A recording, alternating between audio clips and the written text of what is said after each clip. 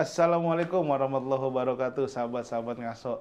Alhamdulillah kita dipertemukan hari ini. Bagaimana nih hari ini nih keadaannya? Tetap semangat ya yang lagi dalam bekerja. Ustaz, Assalamualaikum Ustaz, gimana keadaannya? Waalaikumsalam warahmatullahi wabarakatuh. Wah, Alhamdulillah. sahabat-sahabat ngaso Baik. akhirnya masih bisa lagi nih bersama-sama kita yang masih ada di live streaming ini, yang lagi di jalan, bahkan di kantor, atau mungkin yang lagi di rumah lagi santai-santai nunggu azan maghrib. Masya Allah, antum tambahin deh ilmu antum di sini nih. Alhamdulillah, Ustaz, hari ini tema kita adalah tema-tema yang sangat, apa ya, bisa dibilang ukuah banget nih, Ustaz. Karena akhir-akhir kini kita dengar kabar, mungkin teman-teman ngaso juga ada nih beberapa minggu lalu yang ikut aksi turun jalan bela Palestina di Monas kemarin. Jadi tema kita hari ini adalah Palestina dan saudara Muslim kita. Ustaz, masuk ke diskusi kita yang pertama adalah apa sih Sat yang harus kita lakukan dengan keadaan Palestina saat ini, Sat? Sesuai porsinya masing-masing ya. Sesuai porsinya masing-masing. Kalau yang bisa kita lakukan, kita sebagai apa nih? Sebagai rakyat Indonesia. Kalau ada yang mau menyumbang dari lembaga terpercaya, yang insya Allah bakalan sampai nyumbang dengan hartanya bagus banget. Ya. Nggak mampu nyumbang dengan hartanya, di setiap sholat, habis sholat hadirkan doa spesial untuk saudara-saudara kita di Palestina. Sebagai bentuk kepedulian kita kepada umat Nabi Muhammad. Man lam yahtam bi amril mu'minin falaysa minhum. Au kama qala sallallahu alaihi wasallam. Dalam sebuah riwayat, siapa yang nggak perhatian dengan urusannya orang beriman, maka dia bukan dari golongan orang beriman. Jadi bukti keimanan kita peduli atas segala sesuatu yang terjadi pada saudara kita yang beriman. Ya, jadi itu kalau sebagai rakyat levelan kita bisa berdoa, kemudian mau nyumbang dipersilahkan lewat lembaga terpercaya ya. Lewat lembaga terpercaya. Sebagai di levelan pemerintah, kerahkan semaksimal mungkin lobby-lobby internasional. Bagaimana perannya di dunia internasional kita bisa.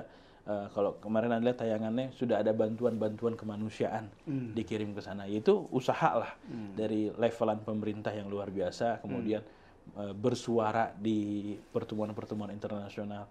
Kayak begitu itu udah lumayan. Meskipun harusnya bisa lebih bagus lagi. Yang kalau Anda sebutin sebenarnya bisa berharap lebih keren lagi gitu. Lebih keren lagi ya. Bantuan militer. Ustadz, tadi kan yang Ustadz bilang kan adalah kalau yang Anda kumpulin ya, tadi Ustadz bilang adalah galang dana, doa, bahkan yang Anda tangkap adalah peduli. Jadi kita harus peduli dulu nih sama saudara kita di Palestina. Ustadz, apa sih penjelasan Al-Quran tentang kota Palestina atau Aqsa, Ustadz? Nah, negeri Palestina, negeri Ardul Mubarakah.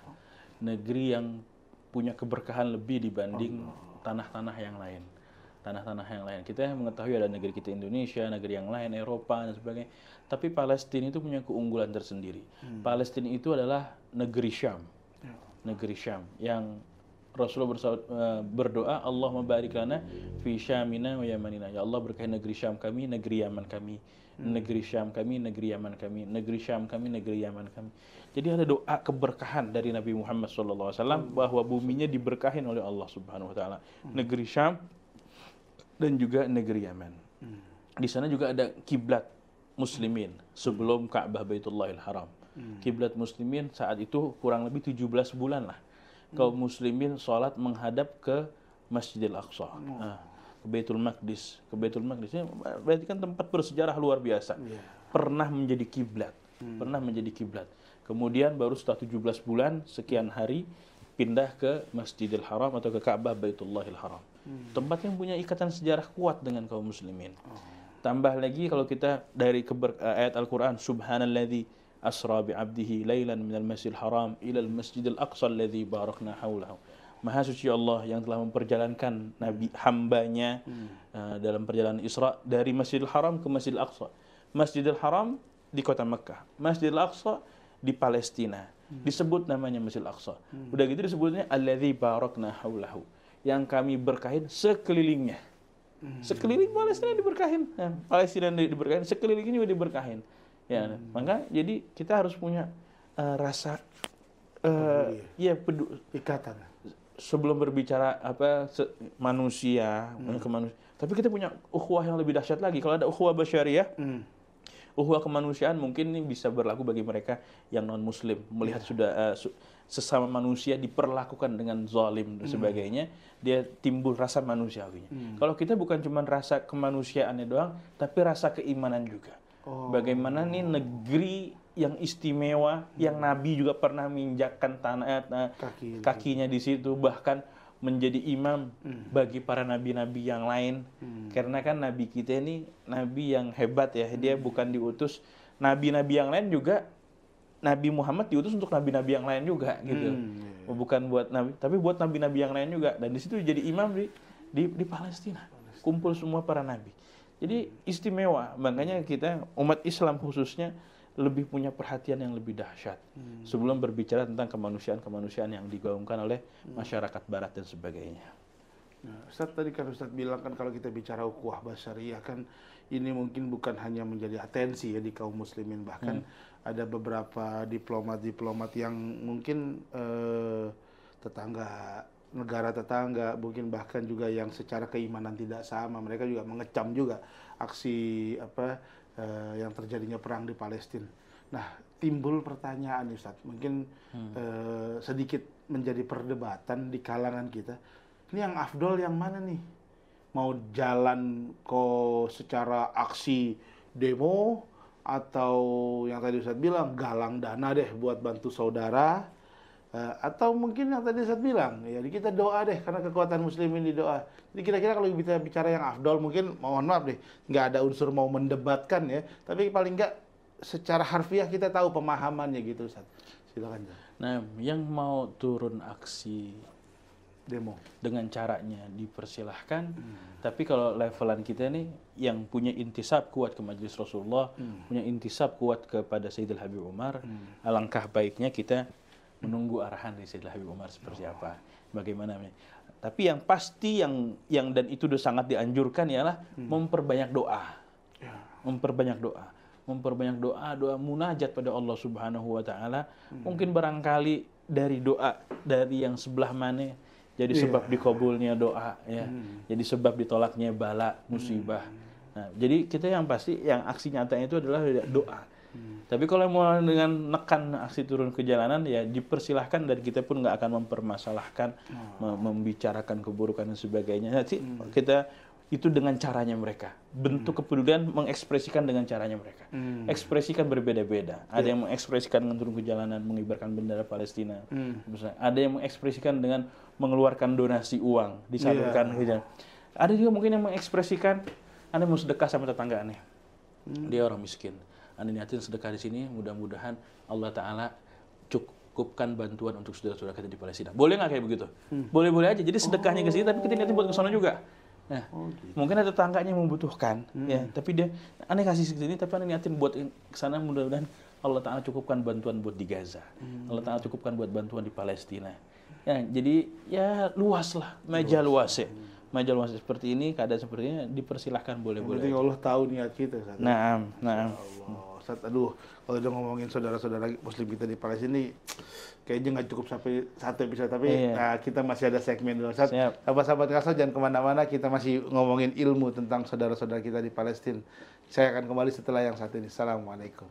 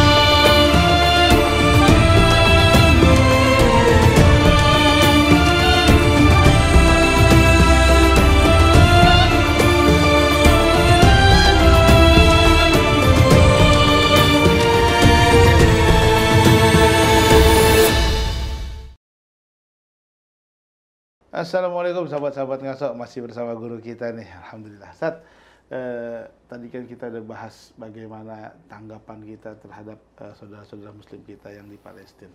Ustaz, kalau di Indonesia ini perlu nggak sih Ustaz kita ikut andil sebagai mujahid Ustaz? Nah, mujahid, masya Allah. Kalau posisi kita mungkin di sana, kita kobarkan jihad, terdepan menghadapi musuh-musuh kafir harbi kayak gini, yang terbunuhnya terbunuh mati syahid. Tapi kalau levelan kita di Indonesia kayak begini, masih banyak jalur jihad yang lain. Jihad tanpa harus mengangkat senjata. Ya, jihad mungkin nanti dengan sosmednya menyampaikan berita yang benar, kemudian dengan hartanya jahidu bi amwalikum, dengan harta yang kita milikin, terus dengan mungkin yang lebih baik lagi menjaga kita ini lagi suasana duka, jangan bermewah-mewahan. Ya, karena bagaimana perasaan mereka. Ya, ibaratnya kalau kita saudara Muslim, dia lagi berduka, kita bersuka cita. Kayaknya tolak belakang banget ya. Iya, kayaknya harusnya lagi sempurnanya iman seorang Muslim ya, ikut berduka di saat saudaranya berduka, ikut bahagia saat saudaranya ikut bahagia.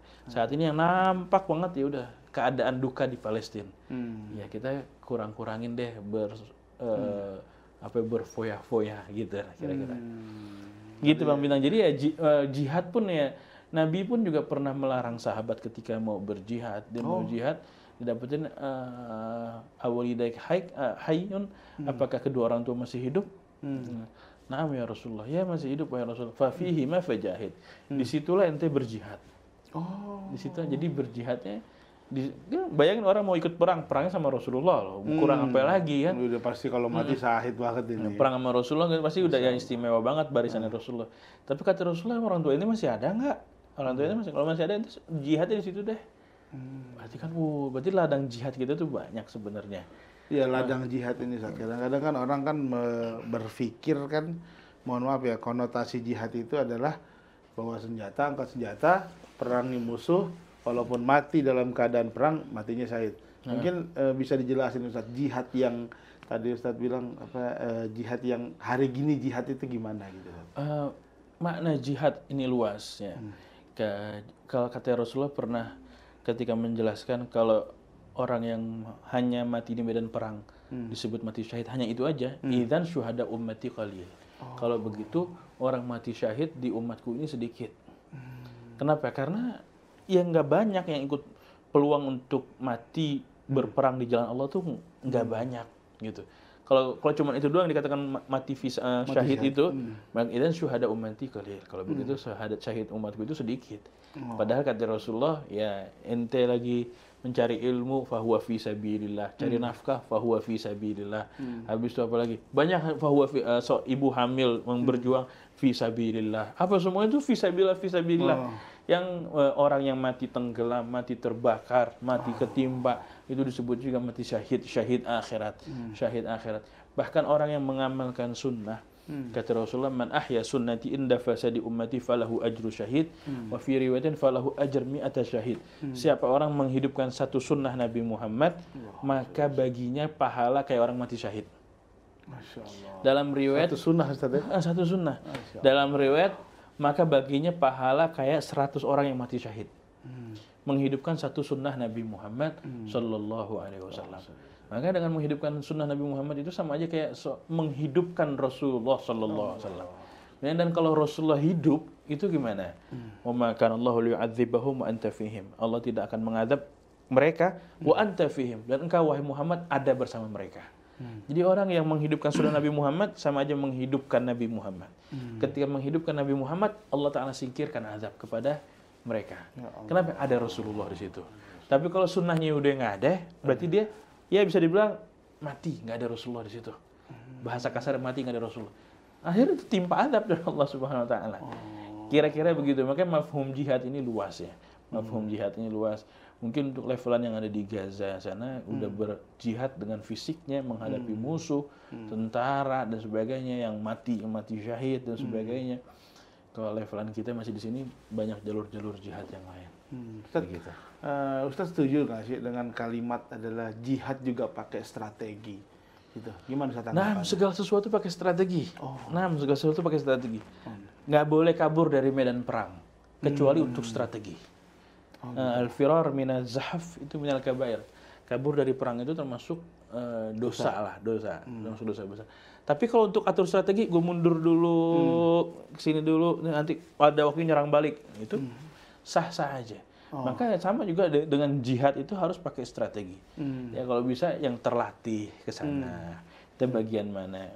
Ini bagian kedokteran, jihad dengan kedokterannya. Oh ya, ilmu medis. Iya, dengan medisnya. Nanti bagian apa? Ada sopir, jihad dengan sopirnya dan sebagainya. Jadi ya pasti pakai strategi. Nah, dakwah semua butuh strategi. Ente main bola aja, permainan aja butuh strategi. Ada taktik ya. Iya, permainan aja butuh strategi. Apalagi ini strategi mendekatkan diri pada Allah, ya kan? Lebih lagi butuh strategi. Mana yang jalur paling efisien? Kira-kira begitu. Alhamdulillah sahabat-sahabat Kaso, itu dia tadi kita udah bahas. Jangan kemana-mana, masih ada segmen terakhir. Dan sebelum itu kita akan menanggapi beberapa fenomena yang minggu-minggu ini menjadi pertanyaan kita semua. Kita akan kembali setelah yang satu ini. Jangan kemana-mana. Assalamualaikum.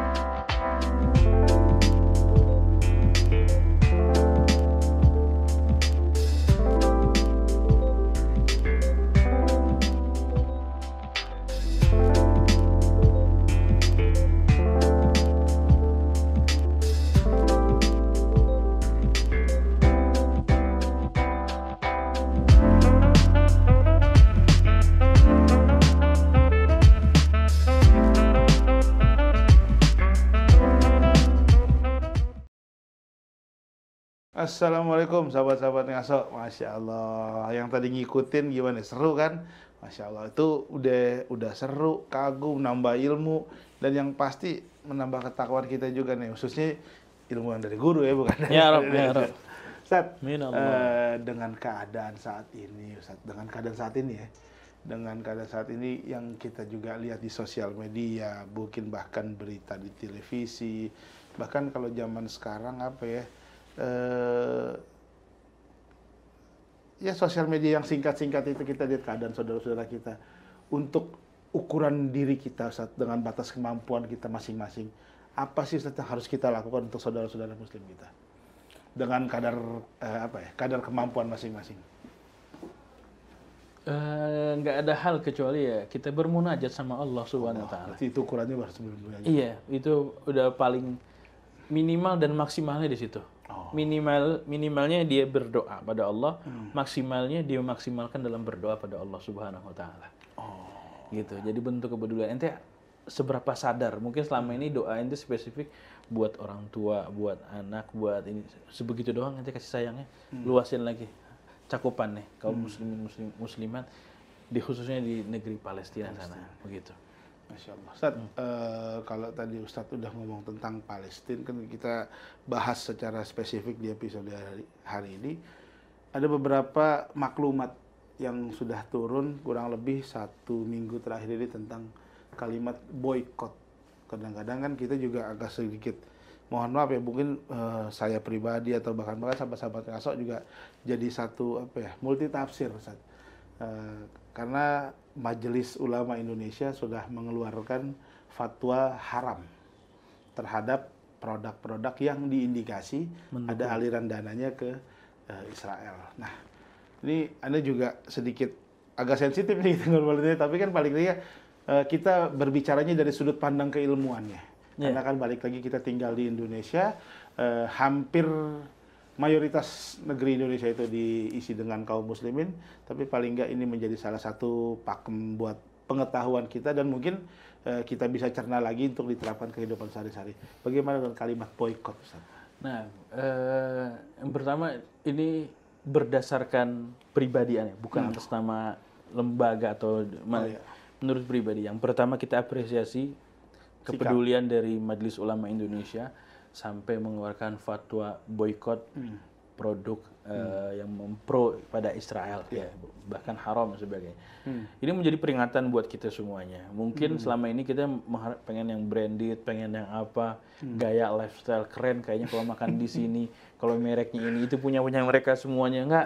Sekarang beralih. Kalau beralih bagus banget enggak? Dan ternyata beralihnya itu ada alternatif gitu. Ternyata ada alternatif loh. Kalau sepatu kenapa harus merek ini? Tuh ada merek ini juga nih, nih yang punya Indonesia nih. Selain punya dalam negeri, juga apa? Bisa menghidupkan UMKM ya? Iya, kaum muslimin dan sebagainya. Dan kalau ada alternatifnya, nggak masalah. Ya. Tapi kalau misalnya udah nggak ada alternatif juga, gimana? Dan harus itu, ya keadaan mendesak gimana? Keadaan dia mau udah cocok dengan sebuah produk itu. Kalau dia mau beralih produk yang lain harganya jauh lebih mahal. Itu gimana? Maka saya boykot ini nggak bisa kita ini secara totalitas boykot. Khawatirnya boykot ini cuman sesaat, cuman apa namanya anget-anget doang ya. Pas lagi anget nanti pas itu lupa lagi, nggak boykot lagi, kembali lagi. Maka kalau kata Habib Jindan ada boykot yang lebih utama lagi, boykot perangai akhlaknya orang-orang kafir, budayanya orang kafir, fashionnya orang kafir. Boykot tuh, jangan sampai kita boykot produknya, tapi nanti anak-anak kita di rumah masih yang pakaiannya belum rapi, siapa sama orang rapi, masih ngikutin gayanya orang kafir. Ada juga arahan daripada boykot produk kita kesulitan, nanti mendingan ramein masjid subuh. Itu kemenangan Islam tuh nanti salah satu indikasinya dengan ketika subuhnya ramai di masjid. Subuhnya bahasanya udah kayak Jumatan gitu. Penuh masjidnya. Bahasanya udah kayak Jumatan, penuh di situ. Nah, di levelan yang lebih besar lagi ada pendapat dari Syekh Ali Jum'ah itu, kalau boykot itu sebenarnya levelannya udah dari pemerintah atasnya. Jadi pemerintah atasnya memutus hubungan diplomatik dengan negara penjajah ini, memutus hubungan diplomatik. Udah gitu apa? Produk-produk yang berafiliasi kepada mereka nih, penjajah ini, udah nggak boleh masuk lagi ke Indonesia. Kita hadirkan alternatif-alternatif yang lain lagi. Jangan sampai sekarang produknya udah sampai ke warung kita. Iya, warung tetangga kita dia udah nyetok terus katanya, ya merek ini punya Zionis, aneh nggak mau lagi. Nah dia udah usaha, dia nggak tahu apa-apa, dia bungkus udah mati saudara kita, bukannya mati ya bahasanya. Ekonominya kena dampak juga. Karena itu udah jadi miliknya dia gitu kan, udah jadi miliknya dia. Meskipun nanti kalau di rata-rata itu mungkin keuntungan sama. Jadi boykotnya lebih luas lagi. Cakupan skalanya skala nasional dari levelan pemerintahannya seperti itu. Jadi yang kalau bisa ada alternatif lain silahkan beralih. Terus aneh nggak secara gamblang, secara tegas nih. Sengaja ngambangin aja. Karena kalau kita serba salah gitu. Serba salah. Mereka ini udah masuk ekspansi besar-besaran ke kita. Hampir semua komoditi kita nanti Ustadz ngomong kayak gini, Ustadz aja pakai ini. Kalah kita kan. Iya juga. Brand-brandnya ya. Nah, begitu. Jadi ya udah boykot akhlaknya, boykot perangainya, ramein masjidnya sebisa mungkin. Kalau misalnya kita ada bermewah-mewahan pakai merek ini, ada merek yang lebih murah dan itu punya produk dalam negeri afdol. Begitu. Jadi paling enggak yang tadi Ustadz bilang, kalau kita bicara produk, kalau kita bicara komoditi itu kan bisa digantikan. Tapi kalau yang tadi Ustadz bilang perangainya, ini mungkin berbekas sampai turunan-turunan kita gitu loh. Nah, jadi kayak misalkan dari perilaku kita, perilaku kesehari-harian kita yang perilaku begini, perilaku orang Israel nih gitu loh. Kita nggak usah ikutin gitu. Jadi ya mudah-mudahan dengan kalimat boykot ini sahabat-sahabat ngaso dan yang lagi ikutin live streaming ini bisa menambahkan atau menyikapinya gitu loh. Jadi jangan sampai nanti jadi ribut sama teman-temannya cuma gara-gara kalimat boykot gitu. Betul. Kita akan dengerin nih kesimpulan dari guru kita nih tentang bagaimana kita menyikapi saudara-saudara muslim kita, khususnya kita juga minta doa penutup untuk saudara muslim kita di Palestina dan mengakhiri juga episode kali ini. Mudah-mudahan kita akhiri dengan doa. Silakan. Langsung kita tutup dengan doa aja ya.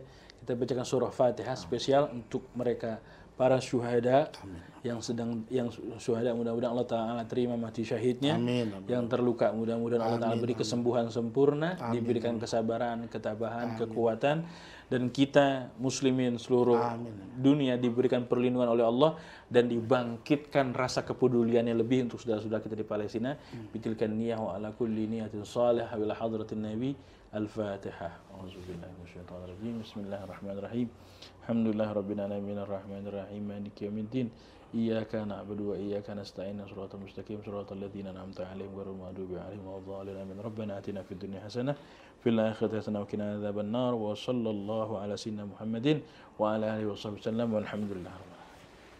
Alhamdulillah, sahabat-sahabat Ngaso, itu di episode kali ini. Kita akan ketemu lagi di episode-episode selanjutnya. Jangan kemana-mana, tetap ada di Ngaso. Assalamualaikum warahmatullahi wabarakatuh.